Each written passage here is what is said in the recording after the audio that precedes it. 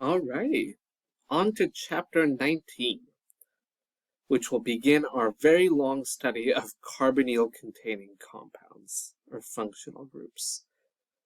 So in this chapter, we're going to study aldehydes and ketones. We're going to see aldehydes and ketones will undergo exactly the same reactions as each other, which will make it easy. So for us, we can kind of just use one generally and understand that it applies to both aldehydes and ketones. Remember that an aldehyde is distinct from a ketone in that an aldehyde has at least one hydrogen bound directly to the carbonyl carbon. The carbonyl, of course, is the C double bond O. So we have our simplest aldehyde here, formaldehyde, or as we'll see, this is technically methanal, will be its kind of formal name, but IUPAC accepts formaldehyde.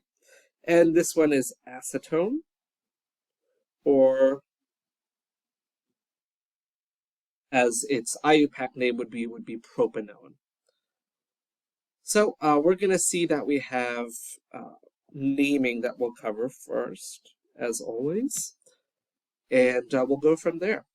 So, adding on to our list of many, many, many things, we're going to have that aldehydes will now be our highest priority group. Aldehydes have priority over ketones, which have priority over alcohols, and so on. We remember the rest from before. So, etc. So, we're going to learn both the suffix and the prefix names for both functional groups. For the suffix, meaning, remember the suffix always goes with the highest priority group. For an aldehyde, that's going to be the AL ending. So, like methanal has the AL ending. For the ketones, they end with "one." So, propanone, for example, or butanone, or cyclohexanone, all of those end in "one." If, however, there is a higher priority group present in the compound, for aldehydes, we're not going to have that option quite yet because aldehydes are currently our highest priority, but they are called a formal group. So we can say, I can't really give an example without going into something else, but we could say, like 2-formal acetic acid or something. The formal group indicates there's an aldehyde sticking on carbon 2 for that. For ketones, it's oxo. So you can have an oxo group present, which means there's a ketone, and that's the prefix name. So if you have an aldehyde and a ketone in your molecule, you will use oxo for the ketone and then the suffix al for the aldehyde. For example, this lovely molecule. Sometimes for aldehydes, the H is drawn in, sometimes it's not. I'll draw it in here. There it is. The aldehyde gets priority, and as we know, priority things get the lowest number possible. So we have 4 carbons. On carbon 2, we have a ketone, so this will be 2-oxo-butanal. The aldehyde is understood to be at carbon 1. Aldehydes can only be terminal anyway, so typically we do not need to include numbers unless they are a part of, if they're a substituent.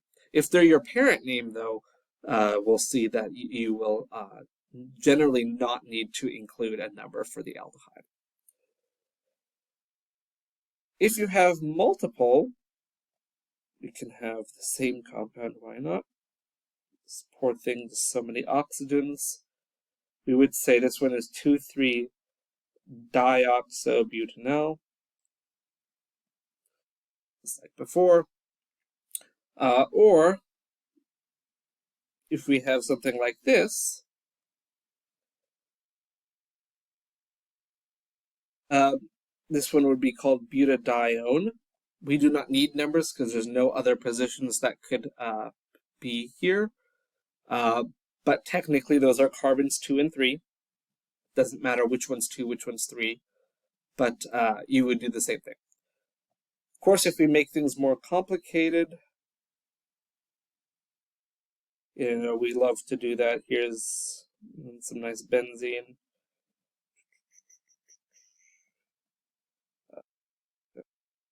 You can name this, right?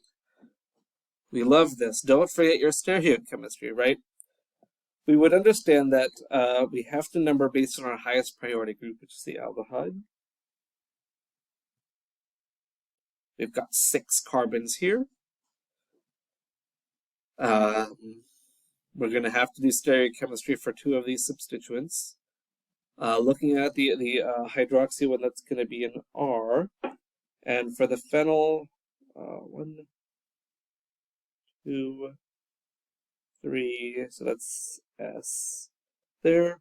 And then thankfully with the ketone, we don't have to worry about it. So, and you know what? Let's make this one a ketone. Let's have something with one of these. So let's actually change all of our numbers. So just for fun, ha ha ha. 1, 2, 3. You'd always start numbering closer to your highest priority groups. So here we go. If we're going to put this name together, we're going to need to include 5S, 6R, just like as always. We have, in terms of alphabetical, hydroxy comes first. So 6 hydroxy, 5 phenyl,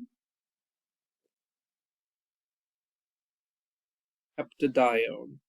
Oh, heptadi 2,4-one. So we're going to need to include the locator numbers because we have ketones on carbons 2 and 4. We could include the numbers before the di as well. Either place is fine. You'll see both. So you'll see 6 hydroxy, 5 phenyl, hepta 2,4-dione. That would work as well. So naming these, apply all of our naming rules from before. We have 2 new functional groups that we're putting in here. Aldehydes, if they're the highest priority, which they will be now, if they're present, they will have the al ending for your compound. For ketones, they have the -one ending. If you have a dial, that would work as well. So if you had 2 aldehydes on a compound, it would be a dial.